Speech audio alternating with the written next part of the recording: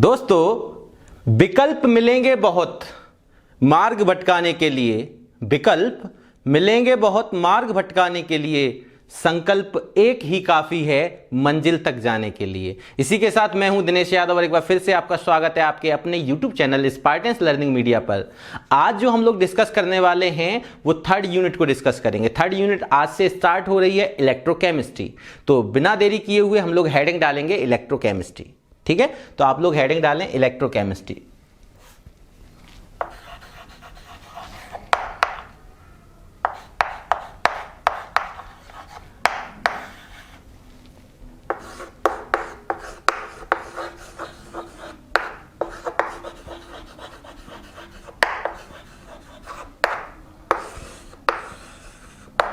Electrochemistry में electrochemistry क्या होती है हम लोग आज इंट्रोडक्शन देखेंगे इन सभी चीजों का।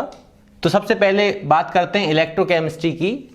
तो इंट्रोडक्शन में या इलेक्ट्रोकेमिस्ट्री की हम लोग क्या डेफिनेशन दे सकते हैं, तो लिखें it is the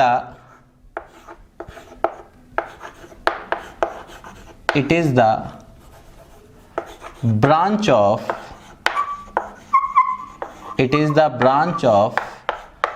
physical chemistry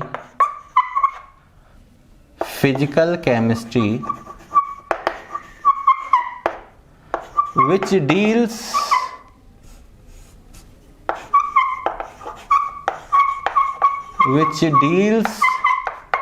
with the study about interconversion of electrical energy and chemical energy।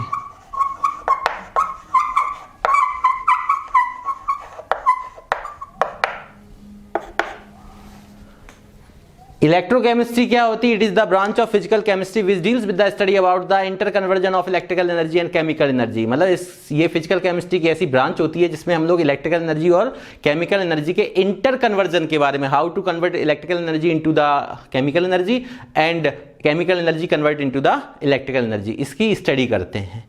तो हम लोग देखते हैं कैसे हम लोग कन्वर्ट करते हैं। तो इसके बाद आप लोग हेडिंग डालें इलेक्ट्रोकेमिकल सेल। इलेक्ट्रोकेमिकल सेल देखिए, इलेक्ट्रिसिटी जो हम लोग प्रोड्यूस कराते हैं वो कई सारे सोर्स होते हैं इलेक्ट्रिसिटी के। आपने बचपन से पढ़ रखा है, छोटी छोटी क्लासों में साइंस में कम इंटरेस्ट लेते होंगे, वैसे आपने पढ़ा होगा कि छोटी क्लास में ये सब लिखा होता है कि electricity produce by the many sources. कौन कौन से सोर्स होते थे छोटी क्लास में पढ़ते? सबसे प्यारा सोर्स होता है हाइड्रोलिक पावर प्लांट। और कौन कौन से होते हैं? Wind power plant, nuclear power plant.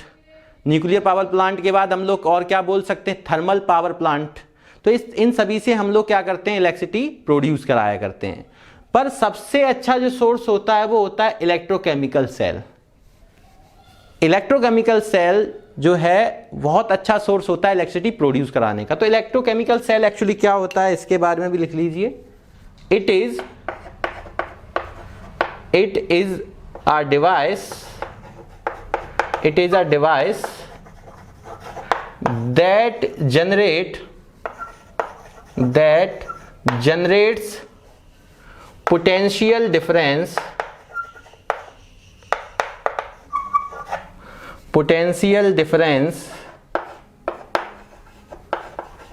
between electrodes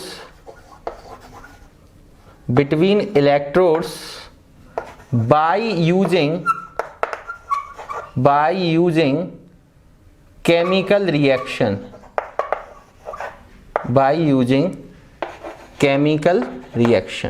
ये एक ऐसी डिवाइस होती है जो जनरेट करती है पोटेंशियल डिफरेंस। किसके बीच में? इलेक्ट्रोड्स के बीच में। कैथोड और एनोड दोनों इलेक्ट्रोड के बीच में पोटेंशियल डिफरेंस जनरेट करने वाली डिवाइस होती है, जो किसके द्वारा जनरेट करती है? By using chemical reactions. कई सारी केमिकल रिएक्शन आपने छोटी क्लास से लेके फर्स्ट ईयर तक पढ़ रखी हैं, ठीक है ना। तो केमिकल रिएक्शन द्वारा जो जनरेट करती है पोटेंशियल डिफरेंस को, पोटेंशियल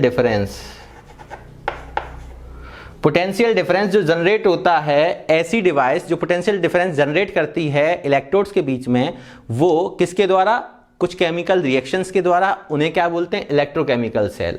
अब electrochemical cell are of two types. First one is galvanic cell. Galvanic cell, इसी को हम लोग वोल्टाइक सेल भी बोलते हैं, वोल्टाइक सेल। ठीक है, वोल्टा और गैल्वेनिक दोनों साइंटिस्ट के नाम हैं, उन्हीं के नाम से सेल रखा गया। और सेकंड आपका जो होता है वो इलेक्ट्रोलिटिक सेल, इलेक्ट्रोलिटिक सेल। ये दो सेल हैं, एक गैल्वेनिक सेल है और एक इलेक्ट्रोलिटिक सेल है।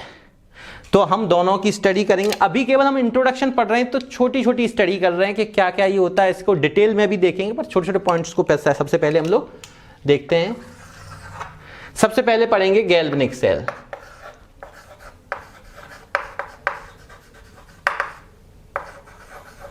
जिसको हम लोग वोल्टाइक सेल भी बोलते हैं। गैल्वेनिक सेल या वोल्टाइल सेल क्या होता है, it will produce electricity,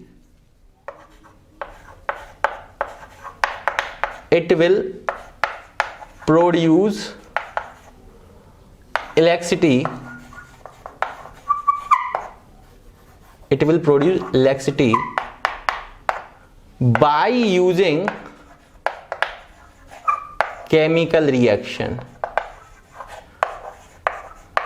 chemical reaction के द्वारा ये क्या प्रोड्यूस करती है, इलेक्ट्रिसिटी। तो ऐसे सेल को हम लोग क्या बोलते हैं, गैल्वेनिक सेल।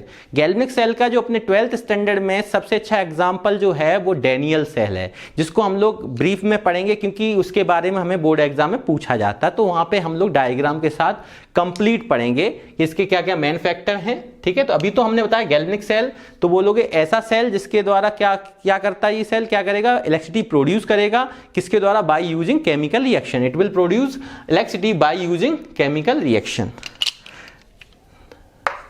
That means, इसका मतलब क्या है, इसका मतलब है कि chemical energy convert into the electrical energy. That means electrical energy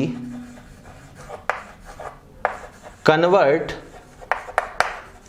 into the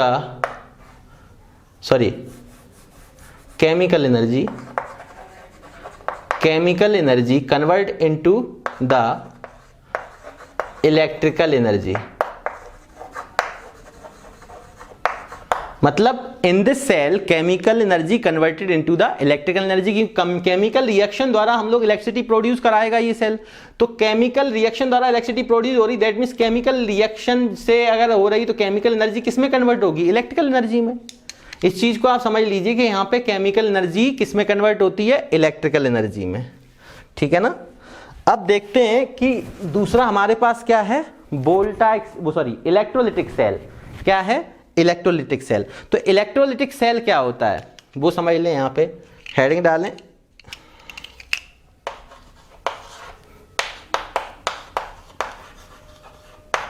electrolytic cell. तो इसको हम कैसे डिफाइन करेंगे, देखें यहां पे हम लोग बोल सकते हैं कि केमिकल रिएक्शन टेक्स प्लेस, क्या लिखेंगे आप मेरे साथ लिखिए, in this sale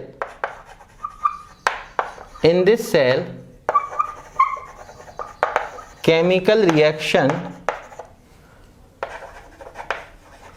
tax place when electricity is passed, when electricity is passed।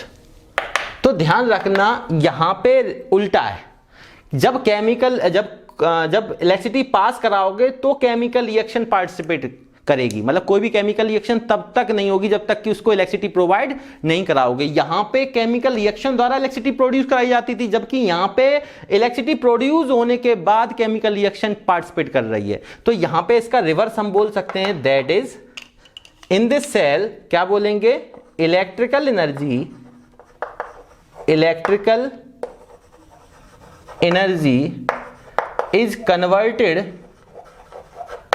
is converted into the chemical energy,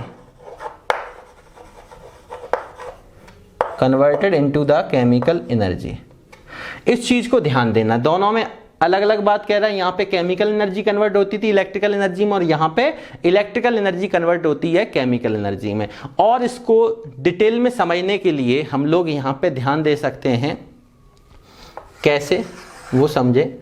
जैसे मैंने यहाँ पे 2 पॉइंट लिखे, एक लिखा है इलेक्ट्रिकल एनर्जी और एक लिखा है केमिकल एनर्जी। तो मैं इसको इस तरीके से लिख ले रहा हूं, आपको इधर दिख नहीं रहा हो तो आप इधर कैमरा करा दिखा दीजिए। इलेक्ट्रिकल एनर्जी, और यहां पे मैंने लिख लिया केमिकल एनर्जी। ये छोटी छोटी बातें हम लोग थोड़ा सा ध्यान दें। ये हमारे पास इलेक्ट्रिकल एनर्जी है और ये हमारे पास केमिकल एनर्जी है। तो ध्यान इतना देना है कि केमिकल एनर्जी अगर इलेक्ट्रिकल एनर्जी में कन्वर्ट होता है तो इसको हम लोग बोलते हैं गैल्वेनिक सेल। क्या बोलते हैं, गैल्वेनिक सेल या वोल्टाइक सेल। और ये अगर इलेक्ट्रिकल एनर्जी कन्वर्ट होती है केमिकल एनर्जी में तो इसको हम लोग बोलते हैं इलेक्ट्रोलिटिक सेल, इलेक्ट्रोलिटिक सेल।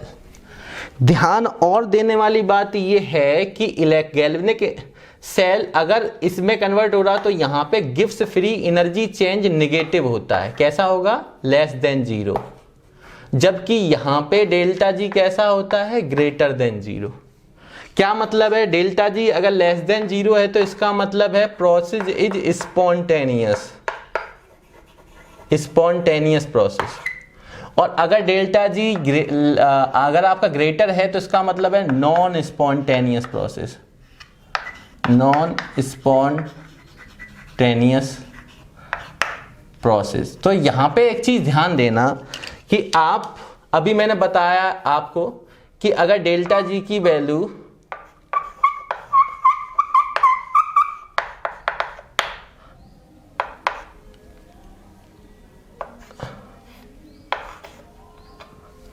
अगर डेल्टा जी की वैल्यू ग्रेटर देन 0 है तो प्रोसेस स्पॉन्टेनियस है, और लेस देन 0 है तो ध्यान रखना जब कभी भी केमिकल एनर्जी इलेक्ट्रिकल एनर्जी में कन्वर्ट होगा तो गैल्वेनिक सेल या वोल्टाइक सेल, और अगर इलेक्ट्रिकल एनर्जी कन्वर्ट होगा केमिकल में तो इलेक्ट्रोलिटिक सेल। इलेक्ट्रोलिटिक में gives free energy, delta G जो है ये डेल्टा जी क्या होता है, gives free energy change, gives free energy change. आपने ये वर्ड्स कहां पढ़ा था, इक्विलिब्रियम में। अब केमिकल इक्विलिब्रियम और आयनिक इक्विलिब्रियम का थोड़ा बहुत हमें पता होना चाहिए, फर्स्ट ईयर से आप पढ़ के आए हैं। और इसमें थोड़ा सा रिडॉक्स का पार्ट भी आएगा और थर्मोडायनेमिक का पार्ट भी आएगा। तो हमें छोटी छोटी जानकारियां होनी चाहिए। जैसे मैंने आपसे कहा यहाँ पे कि अगर गिब्स एनर्जी आपकी लेसर 0 है, इसका मतलब समझ गए, that means Gibbs energy negative है, और नेगेटिव है तो ध्यान रखना ये कैसा होगा, स्पॉन्टेनियस। और स्पॉन्टेनियस प्रोसेस फेवरेबल होती है। कैसी होती है, फेवरेबल। और अगर डेल्टा जी ग्रेटर 0 है that is delta G positive है तो ये नॉन फेवरेबल, नॉन फेवरेबल। ये हम लोग इक्विलिब्रियम में पढ़ चुके थे डेल्टा जी के बारे में, गिब्स फ्री एनर्जी क्या होती है, एंथैल्पी चेंज क्या होता है, एंट्रोपी चेंज क्या होता है, कई सारी चीजें हम लोगों ने वहां पढ़ी थी। तो यहां पे एक चीज और देखें, जैसे मैं ये सब चीजें क्यों बता रहा हूं, अगर आपसे कोई कहता है कि मान लो P गिव्स Q और here the value of delta G is minus suppose करो 120 किलोजूल पर मोल, और एक जगह मैंने कह दिया कि R gives S, here gives free energy change is minus 80 kilojoule पर मोल। दोनों रिएक्शन में आपसे पूछा जाए कि दोनों में से कौन ज़्यादा मोर फेवरेबल है, तो ध्यान देना कि जहाँ पे यहाँ पे क्या है, माइनस का 120, दोनों नेगेटिव है, तो आपके मन में आएगा नेगेटिव होगी तो फेवरेबल होगी, पर दोनों में से which is the most favourable ये पूछा जाए तो आप यहाँ क्या देखेंगे कि मोर नेगेटिव कौन सा है, एज नेगेटिव एज पॉसिबल। तो मोर दोनों में से कौन सा, -120 और -80 में से ज्यादा नेगेटिव कौन सा है, तो ये हमारी फेवरेबल होगी रिएक्शन। अगर फॉर एग्जांपल ऐसे ना करके आपसे छोटी सी बात वो ऐसे कर दे, if A gives B and C gives D, और यहाँ पे गिव्स फ्री एनर्जी चेंज आपको सपोज करो प्लस का 120 दे दे किलो जूल पर मोल, और यहाँ पे इसके लिए गिव्स फ्री एनर्जी मान लो प्लस का 80 किलो जूल दे दे। अब तो आपके मन में आएगा कि डेल्टा जी प्लस का है और फिर भी आपसे, तो ये नॉन स्पॉन्टेनियस हुआ तो इसमें फेवरेबल का केस नहीं बनता, पर फिर भी वो पूछता है which reaction is most favourable. तो इन दोनों में से अगर डिसाइड करना है कौन सी ज्यादा फेवरेबल होगा तो ध्यान रखना कि कौन लेस पॉजिटिव है। लेस पॉजिटिव कौन सी है, ये। तो मोर फेवरेबल अब कौन सी होगी, मतलब दो कंडीशन है, अगर नेगेटिव वैल्यू है तो मोर नेगेटिव कौन है, और अगर पॉजिटिव वैल्यू है तो लेस पॉजिटिव कौन है। वो हमारी किसको रिप्रेजेंट करेंगी, हमारे फेवरेबल रिएक्शन या फेवरेबल प्रोसेस को रिप्रेजेंट करेंगे। इस चीज को आप ध्यान देना, ठीक है। तो यहां से हम लोगों ने ये सब चीजें देख ली एक बार, और एक बार जल्दी से फिर से देखते हैं इलेक्ट्रोकेमिस्ट्री क्या होता है। आप बताएं इलेक्ट्रोकेमिस्ट्री को, अगर मैं इंट्रोडक्शन की बात करूं तो सबसे पहले इलेक्ट्रोकेमिस्ट्री क्या होता है, व्हाट इज इलेक्ट्रोकेमिस्ट्री। हम लोग बोलेंगे it is the branch of physical chemistry which deals with the study about the inter conversion of electrical energy and chemical energy. अब इलेक्ट्रोकेमिकल सेल क्या होता है, it is a device that generates the potential difference between the electrodes, that generate the potential difference between the electrode by using chemical reaction. तो जो electrodes के बीच में potential difference generate करने वाली जो डिवाइस होती है that is called electrochemical cell. There are of two types, first one is galvanic cell, इसी को हम लोग वोल्टाइक सेल के नाम से भी जानते हैं। दोनों साइंटिस्ट ने पहली बार इस पर काम किया था, गैल्वेनिक ने और वोल्टा ने। तो यहां पे दूसरा क्या है, इलेक्ट्रोलिटिक सेल। इलेक्ट्रोलिटिक सेल और गैल्वेनिक सेल के बारे में मैंने आपको बताया कि गैल्वेनिक सेल क्या होता है, it will produce electricity by using chemical reaction. That means chemical energy converted into the electrical energy. While the electrolytic cell, in this cell, electrical energy is converted into the chemical energy. तो यहां पे ये ध्यान रखना कि in this cell chemical reaction takes place when electricity is passed. दोनों चीजें आपको समझ में आई, उसको मैंने बेहतर तरीके से समझाया कि अगर इलेक्ट्रिकल एनर्जी केमिकल एनर्जी में कन्वर्ट होगी तो इलेक्ट्रोलिटिक सेल, और अगर केमिकल एनर्जी इलेक्ट्रिकल एनर्जी में कन्वर्ट होगी तो गैल्वेनिक सेल। और यहां पे मैंने बताया गिव्स फ्री एनर्जी चेंज, अगर नेगेटिव है तो स्पॉन्टेनियस, पॉजिटिव है तो नॉन स्पॉन्टेनियस। फेवरेबल कंडीशन क्या होती है, दोनों रिएक्शन में से मोर, अगर नेगेटिव है दोनों की डेल्टा जी की वैल्यू तो मोर नेगेटिव कौन है, और पॉजिटिव है तो लेस पॉजिटिव कौन है। क्लियर हुआ। आप एक बार स्क्रीनशॉट ले सकते हैं।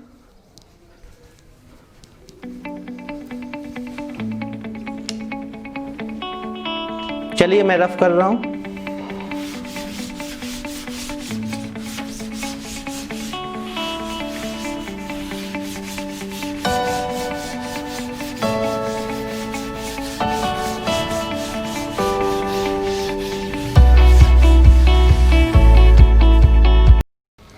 अब हम लोग देखेंगे कि गैल्वेनिक सेल को थोड़ा और डिटेल में पढ़ते हैं। गैल्वेनिक सेल मैंने क्या बताया था कि it will produce electricity by using chemical reaction, that means chemical energy is converted into the electrical energy.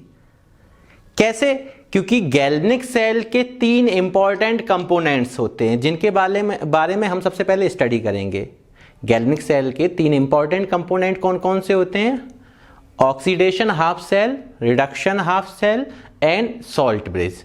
तो हम लोग देखते हैं गैल्वेनिक सेल।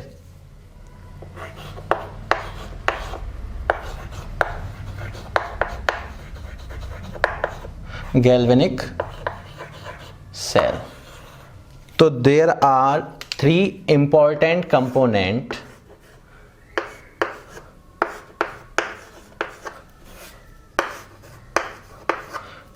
पहला होता है oxidation half cell, oxidation half cell,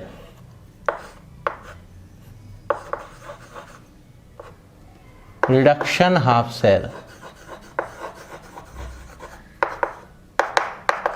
और salt bridge.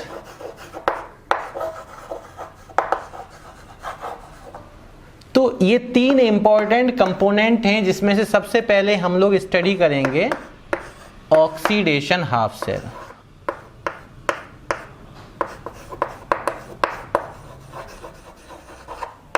Oxidation half cell. Oxidation half cell, सबसे पहले आपको रिडॉक्स में क्या ऑक्सीडेशन होता है, क्या रिडक्शन होता है, ये सब आपको कंफर्म है। अगर नहीं है तो मैं एक बार जल्दी से आपको बताना चाहूँगा कि आपने जब पढ़ा था रिडॉक्स रिएक्शन, तो दो टाइप की आपने रिएक्शन पढ़ी थी, ऑक्सीडेशन और रिडॉक्स का मतलब reduction and oxidation. If reduction and oxidation both are occur simultaneously that is redox reaction. अगर एक साथ रिडक्शन एक ही उसी रिएक्शन में रिडक्शन और ऑक्सीडेशन अगर दोनों हो रहे हैं तो उस टाइप की रिएक्शन रिडॉक्स रिएक्शन बोलते थे।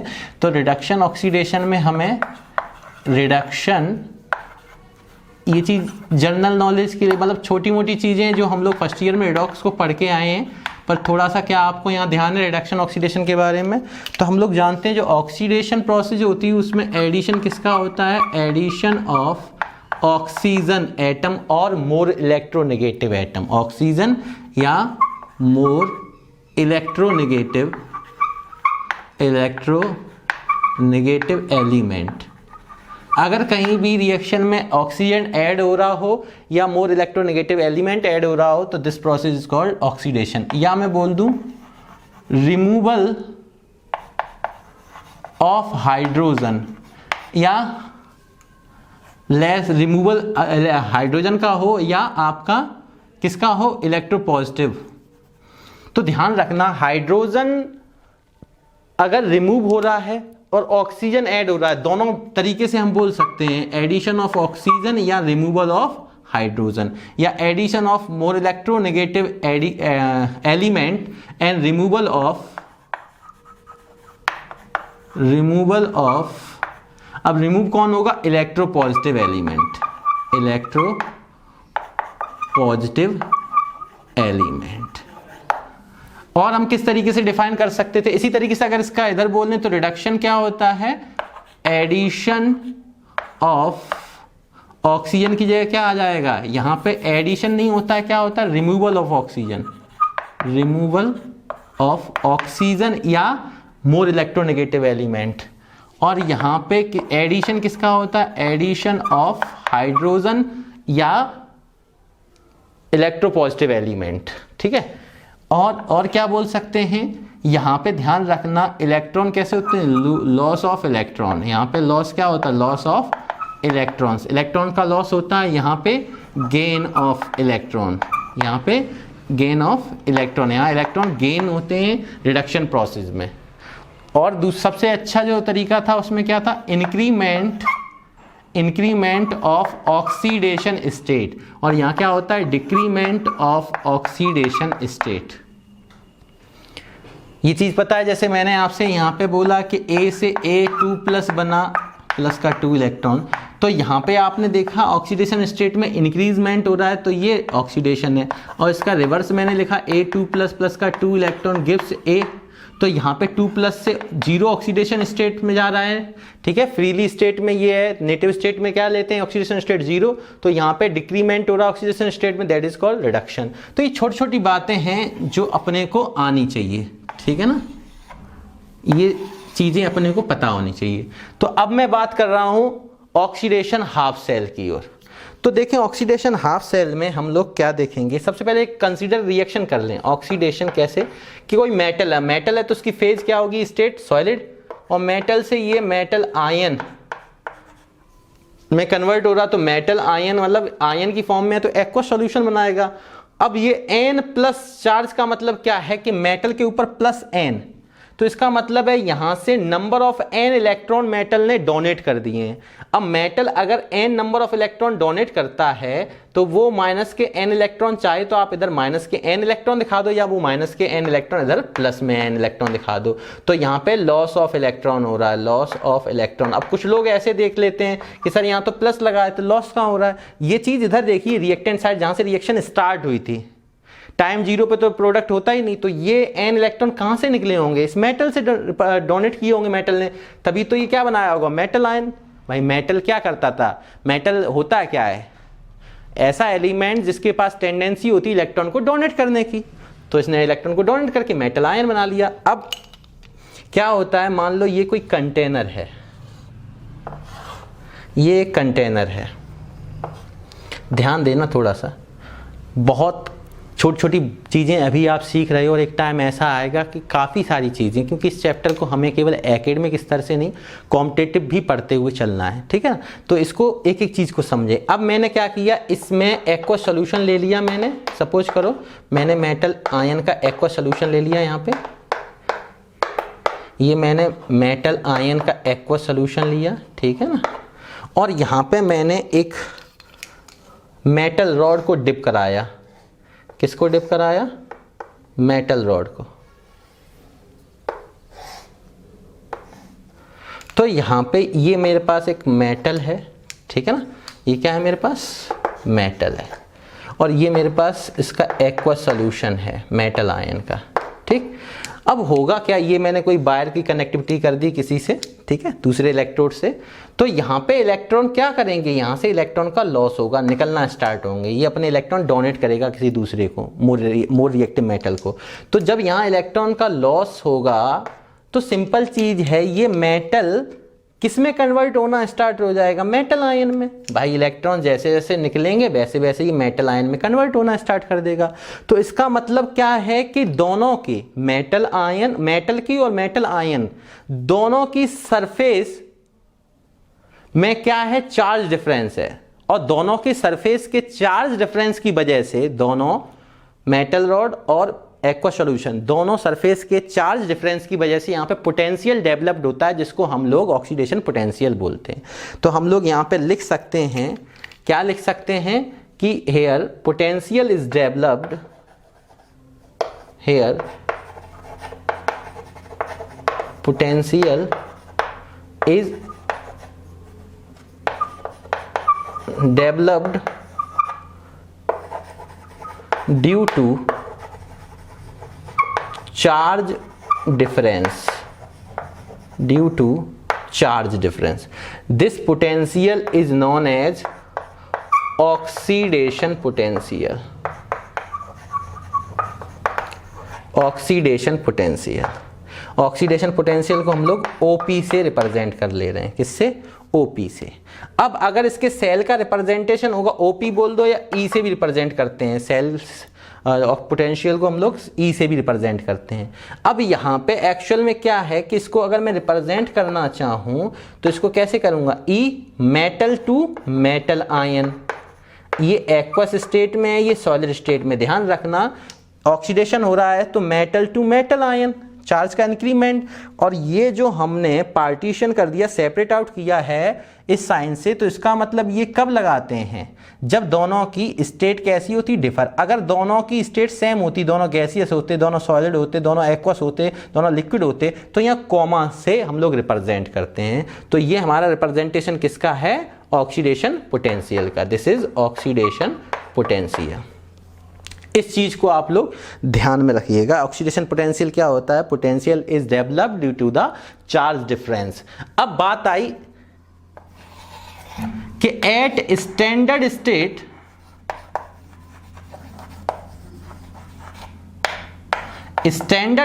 पे क्या होगा, स्टैंडर्ड स्टेट का मतलब है बेटा यहां पे pressure tends to 1 atm, pressure कितना, concentration tends to 1 molar concentration, और टेम्परेचर एनी टेम्परेचर जो भी गिवन हो, but generally 25 degree Celsius is taken.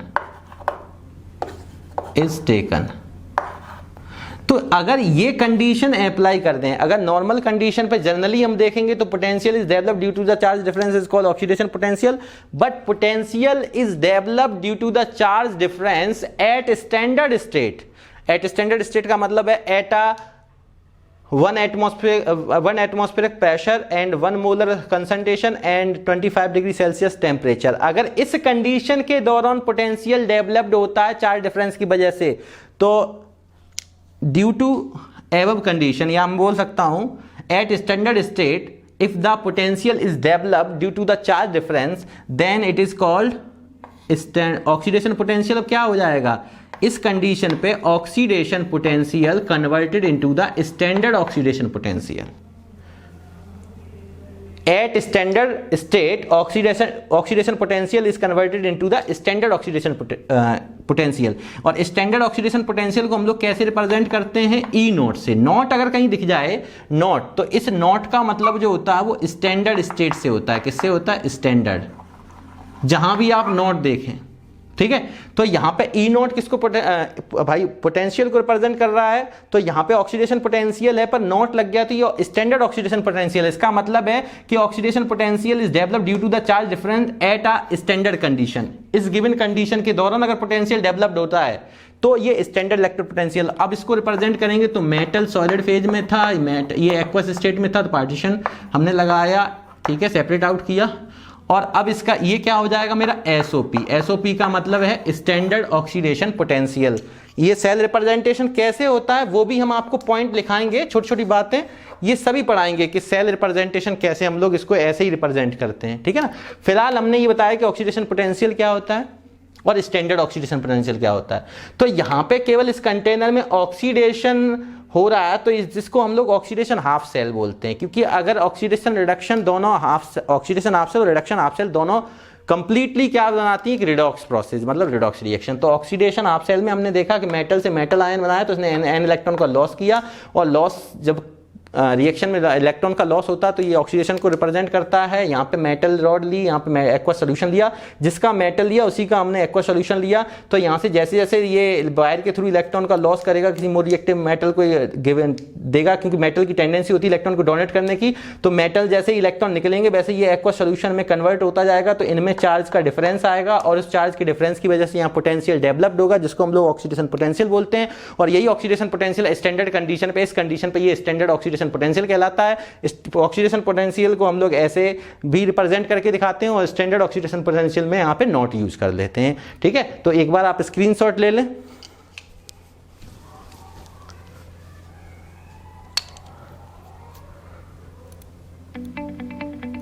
ले लिया। और एक चीज यहां पे आप ध्यान दीजिएगा थोड़ा सा कि चलिए मैं अगले बार में समझा दे रहा हूं, इसको आपने नोट कर लिया, मैं रफ कर रहा हूं।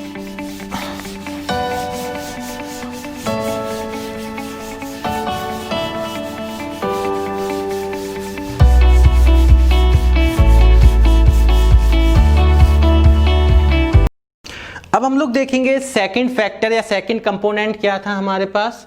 सेकंड कंपोनेंट है रिडक्शन हाफ सेल। अगर आपको ऑक्सीडेशन हाफ सेल समझ में आ गया है तो रिडक्शन हाफ सेल भी समझ में आ जाएगा।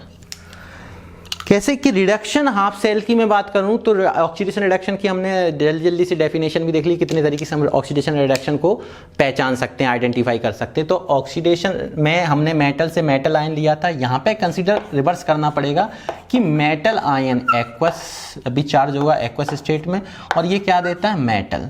तो यहाँ पे हम लोग क्या दिखा देंगे, अगर इसके n इलेक्ट्रॉन इसको वापस कर दिए जाएं तो ये कन्वर्ट हो जाता है मेटल में। भाई मेटल आयन का मतलब डोनेट किए थे n इलेक्ट्रॉन, अगर n इलेक्ट्रॉन इसको वापस दे दी जाए तो मेटल में कन्वर्ट हो जाएगा। तो यहाँ पे एक्चुअली हम लोग क्या कर रहे हैं, यहाँ पे इलेक्ट्रॉन क्या हो रहे हैं, गेन। वहाँ भी प्लस था पर वहाँ राइट साइड में प्लस था, जिसको लेफ्ट साइड में देखने पे माइनस था। तो यहाँ पे इलेक्ट्रॉन क्या होना, गेन ऑफ इलेक्ट्रॉन। तो यहाँ पे गेन ऑफ इलेक्ट्रॉन को हम लोग क्या बोलते हैं, रिडक्शन। और वैसे भी देख लो यहाँ पे प्लस एन से मेटल जब फ्री स्टेट में होगा तो जीरो होगा ऑक्सीडेशन स्टेट, तो प्लस एन से जीरो मतलब ऑक्सीडेशन स्टेट क्या होगी, डिक्रीज होगी। तो डिक्रीमेंट ऑफ ऑक्सीडेशन स्टेट क्या रिप्रेजेंट करता है, रिडक्शन, ठीक है ना। अब यहाँ पे हम लोग इसको कैसे देखेंगे, सपोज करो यहाँ पे कंटेनर है और इस कंटेनर में उसी तरीके से एक मेटल रॉड है,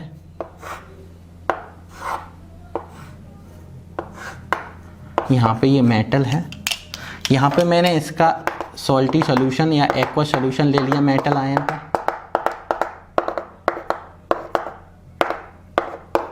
यहाँ पे ये डिप्ड है, इसके अंदर हमने इसका एक्वा सॉल्यूशन लिया, ठीक है। अब होगा क्या, यहाँ पे भी वायर लगा हुआ, पर अब की बार ये मोर रिएक्टिव होगा और किसी से ये इलेक्ट्रॉन गेन कर रहा होगा। अब इलेक्ट्रॉन की डायरेक्शन देखो किधर है, मेटल की ओर है, तो यहाँ इलेक्ट्रॉन ये गेन कर रहा है, ठीक है। तो जो लेस रिएक्टिव होगा वो अपना इलेक्ट्रॉन यहाँ पे देखो क्या करेगा, यहाँ पे जब इलेक्ट्रॉन किसी के द्वारा इसको मिलेंगे तो यहाँ पे इलेक्ट्रॉन आएगा। अब मेटल एक्चुअली क्या होता है, पॉजिटिव चार्ज का होता है, तो यहाँ पे जैसे इलेक्ट्रॉन इसके अंदर आना स्टार्ट करेंगे तो इसके अंदर क्या होगा, नेगेटिव चार्ज जनरेट होगा, इलेक्ट्रॉन्स का मतलब नेगेटिव चार्ज। और जैसे ये इलेक्ट्रॉन इसके अंदर आएंगे तो ये मेटल आयन है, ये इधर की ओर क्या होने लगेगा, अट्रैक्ट होने लगेगा। भाई इस पे पॉजिटिव चार्ज है, ये नेगेटिव इलेक्ट्रॉन की ओर अपने आप को अट्रैक्ट करने लगेगा। मतलब टेंडेंसी होगी क्या कि मेटल आयन किस में कन्वर्ट होने लगेगा, मेटल में। वहां पे मेटल किस में जा रहा था, मेटल आयन में, और यहाँ पे मेटल आयन किसकी ओर जा रहा, क्यों जा रहा, क्योंकि इसमें क्या आना स्टार्ट हो गया, मेटल रॉड में इलेक्ट्रॉन, और इलेक्ट्रॉन आना स्टार्ट हो गए तो ये इसकी तरफ अट्रैक्ट होगा, मतलब मेटल आयन से मेटल में ये कन्वर्ट होगा। तो यहाँ पे चार्ज का क्या आएगा, डिफरेंस आएगा। तो हम यहाँ भी क्या बोल सकते हैं, यहाँ भी बोल सकते हैं कि potential is developed here, potential is developed due to, यहाँ भी चार्ज डिफरेंस की वजह से पोटेंशियल डेवलप्ड हो रहा है, ड्यू टू चार्ज डिफरेंस। अब ये अपने को पता है कि चार्ज डिफरेंस कैसे, क्योंकि वहां पे मेटल से मेटल आयन में कन्वर्ट हो रहा था, तो इस ऑक्सीडेशन स्टेट इंक्रीज हो रही थी, यहाँ पे ऑक्सीडेशन स्टेट डिक्रीज होगी। तो charge difference develop due to the charge difference is called, यहाँ पे इसको क्या बोलेंगे, is called reduction potential. Reduction potential, वहां पे ऑक्सीडेशन पोटेंशियल होता था। देखो दोनों की डेफिनेशन सेम है, यहाँ भी दोनों की सरफेसेस के चार्ज डिफरेंस की वजह से पोटेंशियल डेवलप्ड हो रहा, वहां भी हो रहा था, पर वहां मेटल से मेटल आयन प्राप्त हो रहा था, यहाँ मेटल आयन से मेटल की ओर टेंडेंसी क्या है, metal ion convert into metal, ठीक है। मेटल आयन से मेटल प्राप्त हो रहा है। तो यहाँ पे क्यों हो रहा है, क्योंकि जब इलेक्ट्रॉन ये गेन करेगा तो इलेक्ट्रॉन, इस नेगेटिव चार्ज वाले इलेक्ट्रॉन अगर इस रॉड में आएंगे तो ये मेटल आयन क्या होगा, पॉजिटिव चार्ज होने की वजह से इसकी ओर अट्रैक्ट होगा। तो यहाँ से मेटल आयन मेटल की ओर जा रहा है, तो इसका मतलब क्या है कि पोटेंशियल यहाँ भी डेवलप्ड होगा। पर ये वाला पोटेंशियल, इस प्रोसेस के दौरान डेवलप्ड होने वाला पोटेंशियल, चार्ज डिफरेंस की वजह से जो पोटेंशियल डेवलप्ड हो रहा है उसको हम लोग रिडक्शन पोटेंशियल बोलेंगे। वहां पे हम लोग ऑक्सीडेशन पोटेंशियल को ओपी बोलते थे, यहाँ पे रिडक्शन पोटेंशियल को आरपी से रिप्रेजेंट करेंगे। और यहाँ पे इसको कैसे रिप्रेजेंट करेंगे, मेटल आयन एक्वस से मेटल सॉलिड, वहां मेटल से मेटल आयन में कर रहे थे, और ये हमारा क्या है, रिडक्शन पोटेंशियल। अब इसी चीज को मैंने जैसे वहां बताया था वैसे यहां समझो, at standard state, at standard state, standard state का मतलब मैं बता चुका हूं, that means pressure tends to 1 atm, concentration tends to 1 molar and temperature generally taken as 25 degree Celsius. Any given temperature या any temperature but generally 25 degree Celsius is taken. और इस condition पे ये RP is known as SRP, मतलब इस condition में ये क्या कहलाएगा, SRP। मतलब कि reduction potential is known as standard reduction potential at the standard condition, मतलब कि at standard state the potential difference is developed between the, वो potential is developed between the charge difference या due to the charge difference, potential is developed due to the charge difference at standard state, then the reduction potential is called standard reduction potential। और standard reduction potential है तो इसको E note से represent करेंगे। ये करते थे किससे, RP को हम लोग करते थे E। हम रिडक्शन है तो मेटल आयन से क्या देगा, मेटल, ठीक है। दोनों की एक्वस स्टेट और सॉलिड स्टेट, इसलिए हमने इसको सेपरेट आउट किया वर्टिकल लाइन से, और अगर एक ही स्टेट होता तो कॉमा लगाते हैं। और स्टैंडर्ड रिडक्शन पोटेंशियल में क्या करेंगे, नॉट वर्ड का यूज कर लेंगे और रिप्रेजेंटेशन सेम होगा।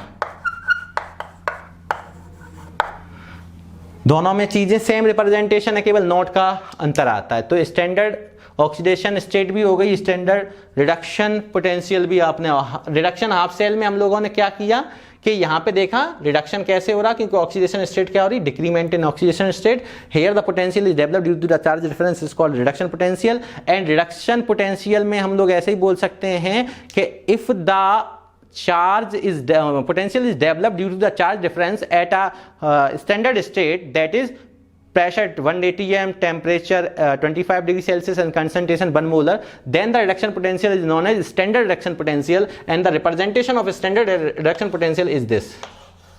ध्यान रखना, ठीक है। तो ये हमारा SRP है। इस चीज को आपने यहां पे देखा, तो हमने ऑक्सीडेशन पोटेंशियल भी पढ़ा और रिडक्शन पोटेंशियल भी पढ़ा। वैसे तो आपके पास यहाँ पे हमारे पास जितनी भी चीज़ें हमने अभी देखी उनको एक बार जल्दी से कंसल्ट कर ले रहे हैं हम एक बार, कि हमारे पास यहाँ पे हमने इलेक्ट्रोकेमिस्ट्री में सबसे पहले, क्योंकि सॉल्ट ब्रिज हमारा थोड़ा लेंदी है, और लेंदी है इसलिए इसका थर्ड कंपोनेंट हम लोग नेक्स्ट वीडियो लेक्चर में स्टार्ट करेंगे। और इस लेक्चर में यहाँ पे ध्यान दीजिएगा कि अगर मेरे पास एक चीज़ और मैं सोच रहा था, इसलिए कि कंपटीशन में एक बार ऐसे करके पूछा गया था, सपोज करो ये कोई मेटल है और यहाँ पे मैंने ऐसे ही एक्वा सोल्यूशन ले लिया समझाने के लिए, इसका ही एक्वा सोल्यूशन ले लिया, सपोज करो यहाँ पे ये मेटल आयन है, ठीक है, ये सॉलिड स्टेट। तो जब कभी भी आपको ऐसा लगे कि मेटल आयन क्या है, मेटल आयन अगर डिस्चार्ज होके मेटल में कन्वर्ट होता है, तो यहाँ पे this tendency is called osmotic pressure. This tendency is called osmotic pressure. एक दूसरी तरीके से पहचानने का तरीका बता रहे हैं। और अगर ये मेटल से मेटल आयन में कन्वर्ट हो तो this tendency is called solution pressure. This tendency is called solution pressure. इसको मैं एसपी से रिप्रेजेंट कर रहा हूं। अब मैं बताने वाला क्या हूं वो समझ लें। अगर आपके पास सॉल्यूशन प्रेशर ज्यादा है ऑस्मोटिक प्रेशर से, ये क्वेश्चन बना था इसलिए मैं सोच रहा था कि कुछ तो कुछ इसमें रह रहा है, तो यहां पे आप ध्यान दें, अगर आपके पास solution pressure is greater than osmotic pressure, then ध्यान रखना ये प्रोसेस किसकी है, ऑक्सीडेशन की। Here oxidation is occur. और अगर मैं उल्टा कहूँ, solution pressure is less than osmotic pressure या osmotic pressure is greater than solution pressure, then यहाँ पे ध्यान रखना reduction is developed, reduction process is occur. मतलब क्या है, ऑक्सीडेशन रिडक्शन को हम लोग ऐसे भी बता सकते हैं कि अगर मेटल से मेटल आयन में हम लोग जा रहे हैं, तो मेटल से मेटल आयन में जा रहे हैं, तो ध्यान रखो यहाँ पे क्या है, यहाँ पे क्या ज्यादा होना चाहिए, सॉल्यूशन प्रेशर। तो सॉल्यूशन प्रेशर अगर ऑस्मोटिक प्रेशर से ज्यादा है तो ऑक्सीडेशन, और अगर ऑस्मोटिक प्रेशर ज्यादा है सॉल्यूशन प्रेशर से तो हमारा क्या होगा, रिडक्शन। और लार्ज ऑक्सीडेशन स्टेट से कैसे जा रहे हैं, यहाँ पे डिक्रीमेंट हो रहा है, देखो जीरो की तरफ, और यहाँ जीरो से कुछ ना कुछ पॉजिटिव चार्ज की तरफ जा रहे हैं। तो इन दोनों पॉइंट्स को और ध्यान रख लेना, ठीक है ना। बाद बाकी आपका अब सॉल्ट ब्रिज है, सॉल्ट ब्रिज को हम लोग नेक्स्ट वीडियो में देखेंगे। और इलेक्ट्रोकेमिस्ट्री स्टार्ट हो गई, इसका मतलब सॉलिड और सॉल्यूशन को आप प्रॉपर वे में नोट्स बना के रिवीजन करते रहें, ठीक है। और स्क्रीनशॉट एक बार ले लो आप लोग।